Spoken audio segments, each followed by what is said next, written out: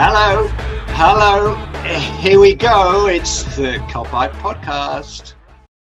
Hello everybody, welcome back to the Kopite podcast, and it is another match preview show today. And do you know what, mate? I'm just absolutely loving these match previews. The football's back, but more importantly, Mick, we are Premier League champions.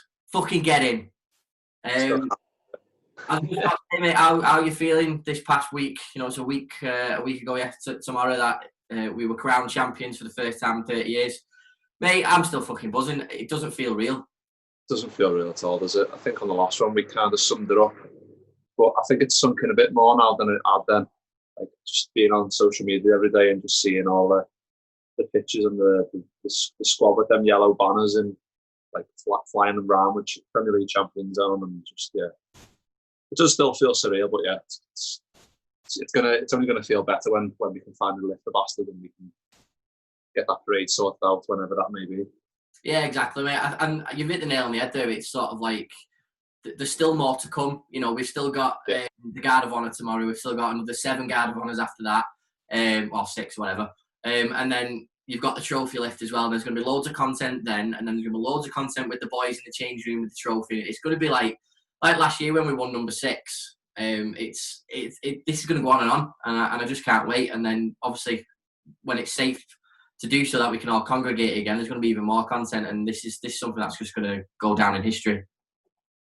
That's what I mean, and that's why it's a bit of a shame, like that outpour of emotion after. Obviously, I kind of expected it after at Anfield after we won the title. I expected everyone to go there, and that was kind of just an outpour. But the scenes on like the weekends following in town and stuff were just kind of.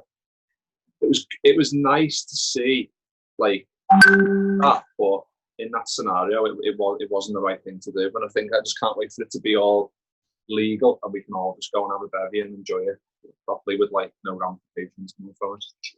Yeah, absolutely, mate. And do you know what? I saw a post on Facebook this morning, and he was basically saying this guy felt really different compared to last year, and he said that he felt more euphoric about winning the Champions League than he does about winning the Premier League. And at first looking at it, I read it, I think, what? You've seen us win the Champions League twice, and we've just won the fucking Premier. And then I thought, hang on a minute, I can see where he's coming from, because obviously last year, going into the day of the final and up to the 90 minutes, it was still 50-50. It could go either way. So you've got that euphoric, yeah, we've won it. Whereas we've known for months that this has been coming, haven't we? And obviously there's been a little bit of a dampener put on it by the coronavirus and stuff, and it's delayed it a little bit. And it's shit that we can't be in the stadium. It's shit that we won't be there for the trophy lift, and it's shit that the parade will be delayed. But I can see his point of view, because it's a final where, I mean, the only difference that this would make is if you were playing City in the final game of the season, you were level on points, goal difference. I mean, that's the only time it could be the same feeling. But I get where he was coming from, but it's not going to take away from this. This is the greatest thing we've ever seen. Yeah, I think I agree slightly. I think only what you just touched on there, like because it's like a one-off game of a Champions League final, and yeah, it was kind of a nervy one up until obviously we got that early goal, and the rest of the game we were thankful for Alisson for playing a blinder in that final. But I think you go the year previously, we lost it, to then win it the year after. I think that kind of compounded it and made it feel a lot better. But yeah, there's a lot more content when we can finally see Endo lift that trophy. I can't wait. It's gonna be bossing it. It is, mate. Well, before that, obviously, we've got the City game tomorrow, and before we go into the game itself, obviously we're going to have a Guard of Honour like we mentioned before. And again, it's something that, you know, we've all wanted in terms of that little bit of extra sort of, maybe we're being unbearable, I don't know, maybe we're going to milk it even more and stuff like that. But it's going to be nice to see that, and it's even juicier the fact that it's going to be at City, isn't it? Yeah, I think it's weird the way it's all felt. Like we talked with Ross about the Istanbul, and then we end up going and battering Palace 4-0. Then Chelsea, who in that same season beat us with the Gerrards, they end up beating City to win us the title. Willian scores in both games. It's kind of like, it just feels like it was meant to be. And then the next game after that is Man City at their place. It's just yeah. I don't know. It is a weird one, but yeah, I think it's well deserved. It's a tradition that's gone back for I don't even know how long, 100 odd years, I think, isn't it? It's just one of those things, and Yeah. And I seen what did annoy me was that comment from Danny Murphy. I know he's come out the day after saying he didn't mean it quite like that when he said, I don't know why Kevin De Bruyne is given this Liverpool team or the Liverpool midfielders a round of applause when he's the best player on the planet or something like that, which goes completely against the point of what a guard of honour is. It's applauding the best team in the league because they won the league. Yeah, it was a fucking weird comment, wasn't it? I don't know what he was thought when he was out. So they're not saying that the players that he's clapping are not fit to lace his boots is a bit. Yeah. It's a bit weird, but he's come out and apologised for it, and yeah, but it's not going to go down well for a long time, that is it? So yeah. I think because he's kind of like, I always liked him when he was at the club, Danny Murphy, but since he's become a pundit, I think he's tried to be neutral on the fence so much, so he tries to go the other way, which I understand. But we all know Kevin De Bruyne is one of the best players in the world. You don't have to say that. You can just say, yeah, it's. But the whole point of the guard of honour isn't, so De Bruyne is better than I don't know, Wijnaldum. So Wijnaldum should go in the guard of honour, and De Bruyne should line up with the Liverpool team. Exactly. That's the point he's kind of making, but it doesn't make sense. So it's null and void. Yeah, don't avoid the season now. Forget Champions League football. Yeah, fucking null. There's lives at stake here. Not to joke about it, you know what I mean? Stuff like that. But obviously, we do want to talk about the City game. So we'll go into the City game, but actually we've got a special guest. We've got season ticket holder Sam Halbert joining us now. And here he is. Sam Halbert, welcome to the Kopite podcast. Lovely to be here as an away fan. It's weird to be in the away corner in my own house. Good play, mate. Fair play. Well, actually, mate, it's a good the fact obviously the game's coming tomorrow. Yeah. It's obviously not as big as what it could have been based on last week. So you sort of, when we get into the nitty-gritty, that you sort of thankful for that at the minute? What am I thankful for the fact that there's nothing left riding on it? A little bit, yeah. Are you glad that it's over? Yeah, sort of. I mean, weirdly, I had a friend who's a United fan that came to me and went, actually, we think you lost that Chelsea game on purpose. And we were like, oh, why is that? And he was like, well, the fact that you handed Liverpool the title and didn't have to lose it at your own, and you tried to mess up Champions League qualification for United, so it was a double-edged sword for you. And I was like, you know what, actually, when you put it like that, it wasn't actually a bad result in the end. But... Oh, of course not, mate. Of course. Well, obviously, mate, you've been through it thick and thin with City, haven't you? How long have you been a season ticket holder now at the Etihad? Well, my first season was 06-07, so we had Stuart Pearce as manager then. So yeah, looking at 13 years going on for now. 13 years is what it was. My first game was the year of 1999, hence the top. So yeah, it's been through thick and thin. Well, before we get into sort of the bits and pieces of your background with City, obviously just looking towards tomorrow, mate. We're going to touch on the guard of honour first at the beginning, because obviously that's what's going to happen at the beginning of the game. Sort of a lose-lose situation for you, wasn't it? This week it was either, we win the title at the Etihad if we beat you, or it went on for another week, or it's the guard of honour that's actually happened, mate. So from your perspective of the rivalry at the minute, how are you feeling about that? You know what? You were so good that it's fine. I don't agree with guard of honour in full stop. I don't agree with it. But will we do it? Yeah, I think we should do it. If it's a thing that's out there, we should be the ones that are doing it. The only person I do really feel sorry for, and you definitely won't, is if Sterling starts and has to clap out Liverpool and on his own ground. I mean, that is one thing that I would say that, just from a Pep Guardiola standpoint, we don't need to win the game. Really, should we just cause entertainment? That's what this game is about now. As Klopp said, it might be the best ever game ever to be played behind closed doors. Does Sterling need to play? Definitely doesn't. Definitely doesn't. And that's the only thing that I would say really about that. Am I really bothered about it? No. Am I a bit bothered about it? Yeah. Am I more bothered for Sterling? Absolutely. Where my thought process is with it. Absolutely. Mick, I know you were saying the other week, weren't you, about Gomez and Sterling, about that, and you were sort of like the old beef that they had the other week, and it's like Sam just said, it's going to be be hard to look at that, isn't it? Really, but at the end of the day, the lad's won a couple of Premier Leagues himself, so he can't be that disheartened, really, can he? Well, I think we said on the last one, he was a Man United fan growing up. We've gave him a platform. He's went off to Man City because he wants to win titles. He's done that. The way he left wasn't great, but that's always going to be the case when someone leaves for a rival. You're always going to have that animosity towards them, aren't you? But you can't really begrudge him. But I would like to see him start just so he can give us a little clap. And I think that the whole thing with Gomez, obviously, it was blown up to massive than what it actually was. But yeah, that might put that to bed as well, and we can get on with our lives. Yeah, exactly. So Sam, we understand obviously there's no Aguero and there's no Fernandinho. I mean, personally, I'm just fucking glad Aguero's not playing because he always fucking scores against us at the Etihad. So I'm just so. But how are you feeling? Do you think you can spoil the day for us? Just go, do you know what? We can still fucking beat you. You know what though? Firstly, yeah, Aguero. It's so strange how he's got that record at the Etihad where he scores a goal a game against you. Then he goes to Anfield and cannot touch the ball. It's so strange that he's got both of those. But from your perspective, if you're thinking about putting a marker for next season in terms of winning the game, Aguero not playing, that's perfect for you guys. That's absolutely perfect for you. So, do I think we've got a chance? Well, secondly, Fernandinho, what was he doing against Chelsea? He started playing handball for some reason. I don't know why. He just went, we'll just do that. I didn't want to play against Liverpool or Newcastle or whoever else anyway, so don't worry about it. So yeah, that was a really strange one. Do I think we can win? Yeah, absolutely.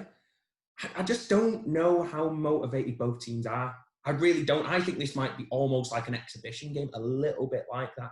Because Liverpool want to put on a show, but are they a little bit hungover? Quite possibly. Will City care that much in the grand scheme of things? I think Pep's really using it as a gauge for the Champions League, which I know we're probably going to come on to a little bit later on, but to see that we're playing a team that could quite easily win the Champions League on any given season, let's put ourselves up against them with no repercussions and see how close we are to possibly winning that competition. And I think that's sort of where it's at. But with the fact that there's no jeopardy on it, I think it's going to be a bit experimental from both teams, a little bit like a run out, a little bit of everything. And for all that reason, I just hope that Sterling doesn't start. But that aside, I think we might play our next 10 best players just to see how good we are against one of the top 2 or 3 teams in Europe. Yeah. Mick, what Sam just said there isn't something I've not really contemplated at the minute about it being sort of a low-key thing because there isn't anything riding on it. We've been to the Etihad so many times over the last few years. They've been massive games, and I've got that stuff in my head at the minute. But he's right; it could be just, what the derby was the other week. It should be a fucking boring 0-0. But we've got 3 points we want because we're chasing the record, aren't we? I think Sam's got a point. I think it could come to that, but if it was any other manager in charge, I think it might. But because it's Klopp, I don't think he'll allow that. I think he'll want to get that points total. He'll want to break as many records as he can. And I know it won't be the same as a packed house at the Etihad, but it'll still be two of the best teams in the world going at it. Obviously, they're missing Aguero and Fernandinho, who any team in the world would miss. But I still think it'll be a good spectacle, and I think I still fancy think we'll draw. I think it'll be a 1-1, to be honest, if I money on it. I think these type of games, I think Guardiola sets them up a bit differently to try and counterbalance our attacking threat. So I don't want it to be a stalemate, but I think it will be. But I think a 1-1 draw will do me. Yeah, I think. Offering me a draw, I'll probably take a draw just for the sake of not losing, and obviously it's another point towards our target of 107 because Sam City have just been incredible over the last couple of years in terms of bringing up the title. The points you need to win a title is just absolutely. You were there, weren't you, when they secured the 100 points against Southampton, and that was big to finally get that century, and both of us were so fantastic last season that we pushed each other all the way, and that is the point total that's another record we're after. I mean, we've got this now, but we won that points total. And I mean, for you, is it something that you'd asked about if that was lost? I don't think so. I think at the time you think it's a really big thing. Like I actually properly celebrated that goal, even though we'd won the title 5 games earlier. Like you said, at Southampton, where we got the 100 points, and I think Pep did as well. But is it more of a vanity thing? Because are you going to get an extra medal to say that? Oh yeah, there you go. And you know what? For that exact reason, I hope you don't get it because it is a vanity thing that you want to be the best team. But is it that bad? Is there an extra thing in the cabinet where, you know what, I know you just surpassed United as the most successful club in England, so the 43-42 thing. And will that 100 points get you another one on there? No, it won't. Does it really matter? No, it really doesn't. But do I want you to get it? Of course I don't want you to get it. Of course I don't want you to get it. Honestly, you guys are shouting from the rooftops as it is, meaning that, no, I can understand why you are. You know, there's no two ways around it, but my God, are you shouting? So meaning that getting that on top, it's just that extra 5 and 10% that we're going to hear about 37 miles down the road. So that's just something that, you know, I'm sort of almost thinking that you're going to get. Will you take a big step towards it tomorrow? I don't think so. I think it'll be 2-2. Cool. I think it'll be 2-2. So yeah, that's where I'm up to. And I love the fact that you said it's going to be 2-2, mate, because our record at the Etihad is sort of up and down, isn't it? We've had the chance to win games, and we haven't. We've had, you know, we remember the 4-1 in Klopp's first time at the Etihad. That was an anomaly of a football match, and there's been a couple of draws, but we've never really got, on the whole, the rub of the green, have we, in the Etihad, especially in these last years where we're an absolute world-dominating powerhouse, have we? Mick? Oh, sorry. Sorry. No, like I said, like we only need 15 points to get over that line, and get to 101 points barrier. And I think Klopp will want that. Klopp will 100% want that. I think tomorrow, so we'll go 8. If we draw tomorrow, that's 87 points. So we only need then 14. So we need 14 from our remaining 6, which is the way we've been playing. If we replicate that Crystal Palace performance, there's no way we're not going to do it, because that just set the benchmark for the rest of the season, I think. And I think if Klopp ensures that Palace performance is replicated, there's no way we're not going to do it. Yeah, exactly, mate. Well, obviously, have you gone for 1-1 then, Mick? Yeah. Yeah. I think 1-1 or 2-2, so I'll sit in the middle between the two of you. There's going to be goals, obviously. But obviously, Sam, just recently, I think it was yesterday, the news broke that Leroy Sane, it looks like the deal is finally agreed. Is that a case of he's going to play tomorrow instead of Aguero? Or is that it? I'm confused how it works now with all the coronavirus shit. If it was me, who do I think is going to start? I think Sterling will start. I don't want him to, but I think he will. Because I think that Sane won't play because he doesn't want to risk. Like, you know, last year he played in the Community Shield, which I thought was actually going to be his last game. Then he ruptured his ACL. Great. So imagine if he did the same thing again and we lost out on 55 million. I don't think it'll happen because over the summer we're going to be trying to strengthen in the centre-back position. Do we need that money to do it in this current climate that we're in? Absolutely. We need that 55 million quid to probably get the targets that we desperately need. So do I think he'll play? No, he might get a 5-minute run out. On the Sane transfer itself, I absolutely love Sane. I think he's naturally gifted. The only thing I would say is that his head's not been there since the back end of the basically the Centurion season. And he's had little flits and starts since then, really. But apart from that, his head's been gone. He's been offered double at Bayern. He's got to go. Yeah. So there's no two ways around it. And do you think, obviously, the current climate has affected the transfer value? Because me and Mick were talking yesterday, and I just thought 55 million was just an absolute bargain of what Bayern Munich have got. And do you think he could have got for it, maybe 100? I think if he had 2 years left on his contract, he would have gone for 100. That's what I think. But if you think about it in this sense, Bayern are going to be investing 385 grand a week. So that's 15 to 20 million pound a year, depending on what you're looking at from there. So plus you things like agent fees, plus the fact he's only got, if you take into account, like today, in a year's time, he would be a Bayern player if he went for free. 12 months for the sake of 55 million, plus all the extra wages for a year, the extra 20 million. They're still outlaying 70 million pounds, to just get him for this next 12 months. Can you really ask more than that? I don't think it's possible, just because of the current climate and the fact he has that 1 year left in his contract. If it was 200 million all day, he'd be looking in that Ousmane Dembele, Jadon Sancho sort of bracket where he's young enough and as good as either of those things. So yeah, looking at with that. And Mick, you just said to me the other day, you texted me yesterday saying, I'm fucking glad it's done because I can't wait to see him gone because he's so good, isn't he? He's one of them. I think he's probably one of your best players, to be honest. Every time we've played against City and he's played, I think he's one of them. We can't defend against him. He's that quick, and you don't know what he's going to do. Like he's sat Van Dijk on his ass a couple of times, and he got a penalty in one game, I think, against Van Dijk. Took him out. No, he's one of them players. Like obviously he got injured early on last season, didn't he? Or this season, sorry, which made him out of the whole season, but.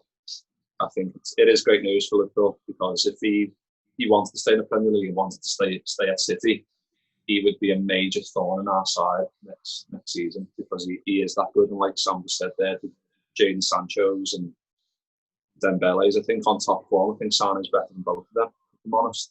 So I think in terms of for Bayern, that they're going to be a major threat next year. The players they've already got, throwing Sane into that mix, they're a major contender for Champions League. Exactly, mate. Well, Sane effectively won City the title, didn't he, last season when he'd scored a winner at Etihad against us, and it was 2-1. If that game had finished a draw, we'd have won the league. So it's small margins like that, which is unbelievable.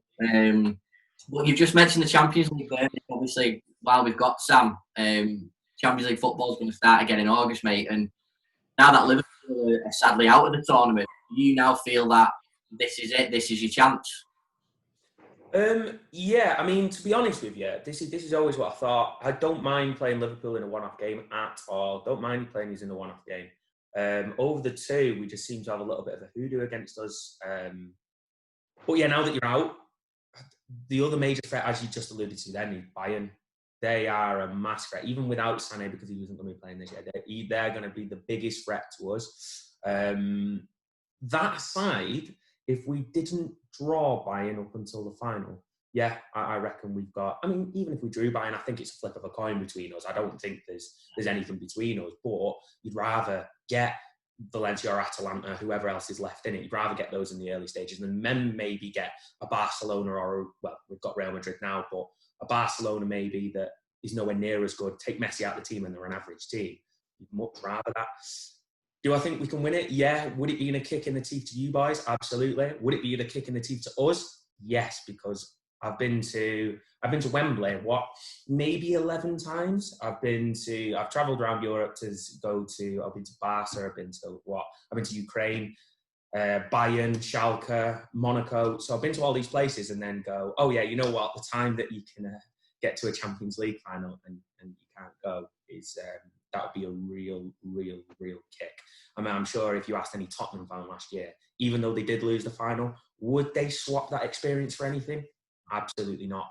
And I think that's something that I'm really wary of this year, that if we won it, it would be so bittersweet, that the fact that I have been a season ticket holder for as long as I have and I will be going forward, that we can get to a final like that, or potentially get to a final like that, and then not see it. That would be a real kick in the nuts for that sort of thing. But can we win it? Absolutely. Yeah, and I think that's the thing that because we were talking about it, because now they've gone from the quarters and the semis to the final, obviously all one-off games now anyway. And for me, it is down to Bayern or City. I can see a Bayern City fan if they are kept apart in the draws, and I think maybe we always have a go for fixing shit and UEFA for fixing draws and stuff. It wouldn't surprise me if that ended up being the final just for the sake of the names that are left in the hat anyway. But Mick, like Sam said, if City did win the Champions League, would you be fuming because it takes the shine off that a little bit? Because it's our first Premier League, we'll be their first European Cup. Or it's like, don't give a shit. I don't think you want to see any other. I think it's got to the stage now where you don't want to see any other English team in the Champions League. I think maybe 10, 15 years ago, you kind of go, yeah, you're doing it for England. We want the English team to be the best and that. But I think now it's got a bit more sour. So I wouldn't want them to see them win it. But if you do, That doesn't affect what we've done this season. The holy grail for us for 30 years has been the Premier League. We've now finally done that. Yeah. It takes something huge for me to something to take the sweetener off that. But yeah, if City win it, then must have got a good enough squad to do it. So fair play. That'll be my view. And that's the reason why I wanted to put it out there, mate, because there's been some dickhead Liverpool fans saying, "Oh, I don't want City to win it because they'll take the chance." Why'd you give a shit? You know what I mean? If that's their achievement and they'll fucking deserve it if they do win it, let them embrace it. Exactly. But I'm in agreement with Sam is that because we've gone out now, we've got to deal in Europe. And then again, I think it's an English thing, isn't it? You know, you get an English team in Europe that can be a like Spurs working City last year. All stupid VAR decision. Well, I do think, mate, it is definitely City's for lose. I don't know how it's going to be in terms of the fact that it's going to be played in a neutral venue. It's not going to be the same surroundings or anything like that. And it's going to be one-off games and stuff like that. But Sam, just be prepared if you do win it, mate. Them extra 6 might come out. You know what I mean? You've not played enough games to win it. You see, this is exactly what happens, right? You boys are saying, "Oh, if there's an asterisk there, it wouldn't matter. It wouldn't take anything away from it." And then the second that there could be an asterisk like coming our way, "Oh my God, let's jump on the asterisk. Like, go on, let's jump on the asterisk. Go on, there we go." Yeah. Go on, standard. In empty stadiums or anything like that. And whoever wins a fucking trophy during this pandemic deserves it even more, in my opinion, because there's so much fucking pressure on the football to deliver after what's gone on over the last couple of months with people's lives at stake. I don't give a fuck if you turn around and say, right, everyone just plays one more league game. Do you know what I mean? That's it. You wait for fans to get this tournament to carry on. And I tell you what, mate, if we were still in it, we'd be the exact same. So fuck it, it's still a fucking trophy at the end of the day. So, mate, don't let anybody fucking, them bastards who play in red next door to you, don't let them fucking give it you. Yeah, but I mean, to be fair, like, we're saying all this now, and we're probably going to get knocked out by Real Madrid now anyway, after we've gone through all this. You know, I mean, that'd be classic us, the time to go and do it with 2-1 up, away goals, the works, and then we'll go and mess it up with something. But I can't see that, mate. You've definitely going to put Real Madrid out, definitely. It just depends who you are in the next round. Like you just said, it's a one-off game, and anything can happen in a one-off game. We've seen it with us, haven't we? The Charity Shield, even though it was a Charity Shield, it was still an eventful game, and the final in 2016, again, that was... Yeah, that was eventful for us as well. So, mate, if you do win it, you know, as your mate, I'd be very happy to see you smile if you do win it. Yeah. Because, Mick, we've seen it a couple of times, haven't we? There's something different about winning the Champions League compared to the league. Me and Mick had this discussion before you joined, Sam. It's sort of like, you win the league, yeah, but you sort of get to a during the season where you know you're going to win this trophy, whereas the Champions League, it's 90 minutes, it's 50, flip of a coin. You don't know when you wake up that morning, whereas me and Mick, once that we're going to win it, and Sam, honestly, if you do get that euphoric win, mate, then, you know, just fucking embrace it, mate. It's incredible. I think that's the way it's going to go. I mean, it's when the sort of first big game when I realised that we were going to do something was when we played United in a semi-final in 2011. And that morning we woke up thinking, in the FA Cup, I know it's nothing compared. It's a quarter trophy compared to the other two, but that day, the fact that you woke up and thought, "Oh, we don't know whether we are going to win it," and then you get that surprise win. Yeah, I can imagine how it is. But yeah, fingers crossed. And I'll try and get to Lisbon via fishing trawler or something if it ends up happening. But you know, we'll have to see. When you go over to Madrid or Kiev or Istanbul or Athens, when you're with the fans to appreciate a Champions League final when you're not even there, it's something that you've got to do in your lifetime, isn't it? Yeah, of course it is. And like we just said, if City go and win it, look, it's going to be different for all of them because like Sam said, they can't go and be there and support them. And it is different winning the Champions League because, like you just said there, Jay, it's that euphoric, like 90 minutes, like the one we had against Spurs last year, where it's you don't know what way it's going to go. Like, and then we get that goal early on, and it's probably one of the most dullest Champions League finals you've ever watched. But then it's the euphoria of finally getting over the line and winning Europe's biggest trophy. And I don't know if it's comparable to win the Premier League because that was like an outpouring of emotion because of that for so long. But it definitely does feel different when the Champions League because you're the champion of the whole of Europe, and it does feel does feel different, and but it feels great. And I think with Sam and the rest of the City fans, if you go and do it, obviously you're going to have to celebrate in a way that's acceptable, and obviously then you can go and do your parade whenever's fit, like we're going to eventually do when we get over the line with the Premier League and everything goes back to normal. Exactly, mate. Well, make sure you're there in Lisbon, Sam, if you can get there. Yeah, I'll try. Final 2 points for us, mate, in terms of like for next year. Obviously, you've got the financial fair play trial coming up. What do you think is going to happen? What do you think is going to be the outcome for that 2-year ban? Do you think that's just going to be rescinded, or do you think it's going to go down to 1 year? How are you feeling about it? Right, there's a few things on this. Well, the thing's already been and gone. It's just no verdict yet. The verdict is going to come out roughly halfway through this month, so we probably have about 2 weeks to go before we actually get a verdict on that. What do I think is actually going to happen? I don't think it'll be 2 years. I reckon it'll be one. Because I think that what it is City are going to put such huge pressure on it, and they're probably going to find every single loophole in the world going because they took the 20 best lawyers and whatever else. And even, I think it was Khaldoon or Sheikh Mansour even said once, I'm happy even to spend £100 million on lawyers instead of giving it to UEFA. So, meaning, I think they will find something. But for UEFA to save face, so that financial fair play, there isn't some sort of rabbit hole whereby they actually completely just strike off financial fair play, they will have to give us some sort of retribution, some sort of ban. Otherwise, they can go back to places like AC Milan, who got banned for financial fair play. They can go back to PSG and rescind their previous fines and their previous Champions League where they had their squads reduced. We have the exact same thing. So if they give it us a complete rescinding, that is a can of worms that will just not be able to be allowed to be happening. It will just not happen. Will it take 2 years? I also don't think it will be that as well. I think what they've done is, I think they've gone over the top with their assessment of it to really to do it so that it's brought back down to 1 year. It's been highballed and sort of gone over the top, thinking, actually, you know what? We'll aim for the top, and you know what? They are going to appeal it. We know they're going to appeal it. Are they the richest or second richest club in the world? Are they going to come back with some riposte to it? Absolutely, they are. So I think that's why it comes 2 years in the first place. That's why I don't think it'll go back down to 0. 1 year, can we cope with it? Yeah, we can cope with it. I don't think we'll lose any players with 1 year, personally.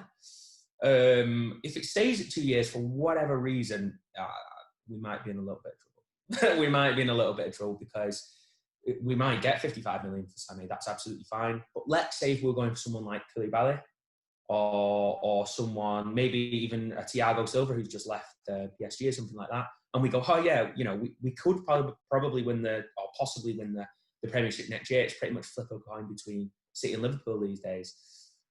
But you don't have any Champions League. 2 years, especially someone like Thiago Silva or Koulibaly, they're getting on for 29, 30, 31, 32. They're not going to want that. So yeah, it is crucial. It's so crucial we get it down to the 1 year, and I think that's the way that it is going to go. As I said, I don't think we've got long before we find out exactly what the outcome will be. I think it's 2 weeks off, but I don't know what you guys think about it, or if you guys got that schadenfreude about you where you're actually sort of half enjoying it, because I know that you'll get your old Plazzy flags thing out and, happy that, we're Etihad and all the rest of it. You'll be happy that we're not in the Champions League, partly because there's that rivalry there now, partly because we're a threat to the Champions League as well, but partly because, we're 37 miles down the road. So I don't know what your thoughts of it are. For me, it's a combination of all of them. You are a threat in the Champions League. I absolutely shit myself when we drew you a couple of years ago. I really thought that we were going to go out, but we didn't. And then we probably would have met in the final if it wasn't for Spurs putting you out. So for me personally, I am enjoying it. I must admit, a little bit.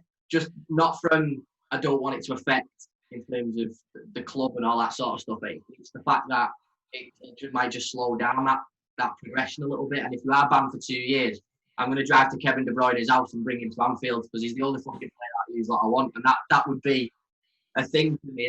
That's how my trail of thought. Like, you're banned for 2 years, we can go get Kevin De Bruyne because he's probably the only missing part of our midfield, if you like. Yeah. So, but Mick, I know you echo my thoughts, don't you, in terms of like it it is what it is. We're not harsh. It is what it is, really. And the only thing I've kind of seen recently, I don't know if these are verified quotes about De Bruyne saying he might look to move if the 2-year ban is upheld. Which, if the 2-year ban, then I imagine a few of the players will leave.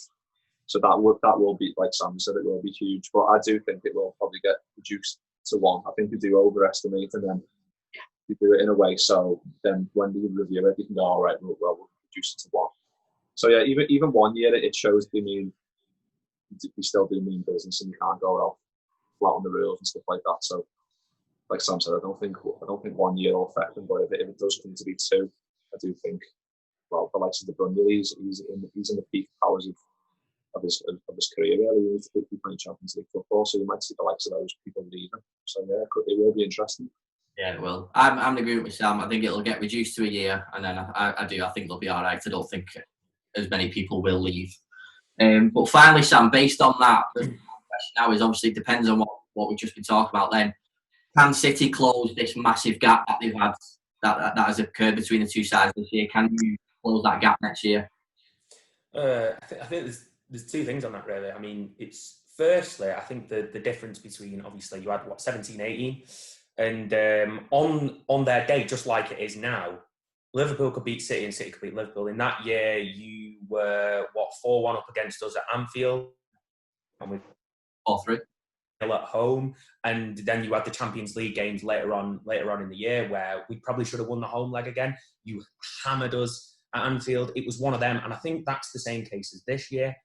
But there's just no motivation there from us this year, so that's why we're the 25 points behind. You were the 25 points behind those 2 years ago. You saw that happen. You saw us lift the title and thought, you know what, we can actually beat that team on a one-off day, and as much as they can beat us. But why are we 25 points behind?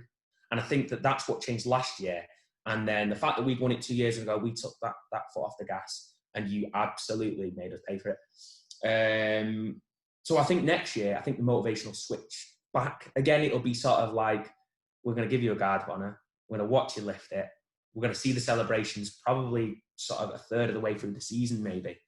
And we're going to see that, and it's going to be, as I've probably told you before, that the Guard of Honour was out there in the first place because I think it was Fergie that actually brought it in the 2005 season. See, I didn't know this up until recently. He made his players watch Chelsea because he gave them a Guard of Honour and say, look, you don't want to have that feeling again of standing around them, looking at them, going out, picking up that trophy, everything about it. You don't want to see that again. And I think that's what this season will have to doing. The fact that you're going to have your trophy parade, that bit through the season, and the fact that you have lifted it. There's a Chelsea game coming up for you guys, actually, where you are going to lift the title as well. Is that a couple of weekends away? I think that's what it is. Yeah, a couple of weekends away. So, yeah, I think Pep's going to be playing that and repeat in front of them, showing them motivation they can do it. From that, can we close it? Yes. Will we close it? That is all dependent on this financial fair play. We need that one Van Dijk signing. We need to replace Kompany. If we could get a 25-year-old, 26-year-old Kompany back and stick him at the centre-back, it's a flip of a coin between the two teams. Absolutely a flip of a coin between the two teams, because Laporte is as good as anybody. He's just been injured, so he can't be as unlucky 2 seasons in a row. And then we need that leader there. If the cast stays there and we can't get rid of this ban and it's still 2 years, no is the answer to I don't think we will close it. I really don't think we will close it. I actually think that we'll be closer to United than we will to you boys, to be honest with you, if it isn't overturned. But yeah, they're just my personal thoughts on it. But overturned to 1 year, I reckon we'll be right back up there. Mick, what are you thinking? Are you thinking this is just a one-off and it'll be more like it was 18-19? It makes sense that it would be. I think we've done so well this season, like Sam just touched on. They didn't not replacing Kompany was huge, and obviously Laporte being out for a huge chunk of the season. It would have been the same for us if we would have lost, say, Van Dijk for the whole season, and then, I don't know, Salah for a huge chunk as well. We would have been probably we would have been a lot closer to them. So it is one of them. It's just you made the mistake not replacing Kompany, and I don't think he's not stupid enough not to make the same mistake 2 seasons running. So I think it will definitely be closer next season. Obviously, you have to spend the money right, and obviously, like Sam touched on the FFP stuff and that, all that stuff has to go right for them. It has to be reduced to 1 year. They have to recruit right, they have to get the right players, and obviously the selling Sane, they'll sort of get some chunk of money into that. They have to get, like the squad they've got now is perfect, and you do need some little additions in there just to bulk up the first team rather than the squad. But I think they'll do that. It's no problem for them. Yeah, I'm in agreement, boys. I think it all depends on what happens in this ban. But obviously, we will wait and see, and we'll look forward to tomorrow night. Hopefully, it is a really good game of football, and then we'll just see how the points total pans out towards the end, and then we'll look forward to the end of the season. And we'll get you back on in terms of, we'll chat about the Champions League. So we're going to do a couple of Champions League shows anyway. So once that's back off again, Sam will get you back on in August if you're up for it, mate. Yeah, hopefully then we have a little bit more of an idea about the financial fair play, and then a bit of a preview to the next season as well, then I think a little bit, so then at least we know where we're up to, and a lot less if, buts, maybes, and all the rest of it. So yeah, I'd love to come back on. Absolutely, mate. Well, listen, mate, thank you very much for joining us today, mate. We really, really appreciate it. And Mick, I'll speak to you tomorrow once we're playing at the Etihad, and we'll see you next time, won't we, Mick? Next time.